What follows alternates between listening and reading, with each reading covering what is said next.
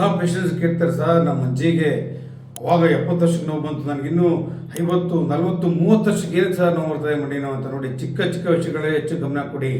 ಒಂದು, ನೀವು ಜಾಸ್ತಿ ಮೆಟ್ಲತ್ತಾ ಇದ್ರೆ ಮಂಡಿ ಮೇಲೆ ಪ್ರೆಷರ್ ಜಾಸ್ತಿ ಬೀಳುತ್ತೆ. ಮಂಡಿ ಮುಂಭಾಗದಲ್ಲಿ ಪಟೆಲ್ಲೋ ಫಿಮರಲ್ ಆರ್ಥೈಟಿಸ್ ಅದಾಗ್ತದೆ. ಎಲ್ಲ ಮನೇಲಿ ಈಗ 2nd ಫ್ಲೋರ್ 3rd ಫ್ಲೋರ್ ಕಟ್ಕೊಂಡಿರ್ತಾರೆ. ಹಾಸ್ಟೆಲ್ 4 ಫ್ಲೋರ್ ಇರುತ್ತೆ, ಮಾಲ್ಗಳು ರೆಕಾರ್ಡ್ ಫ್ಲೋರ್ಸ್ ಇರುತ್ತೆ. ಮೆಟ್ಲ ಜಾಸ್ತಿ ಇರ್ತದ್ರಿಂದ ನಿಮ್ಮ ಬೆಂಗಳೂರಲ್ಲಿ ಮೆಟ್ರೋ ಎಷ್ಟೊಂದು ಮೆಟ್ರೋ ಹತ್ತಬೇಕು, ಎಫೆಕ್ಟ್ ಆಗ್ಬೋದು. ಒಂದು.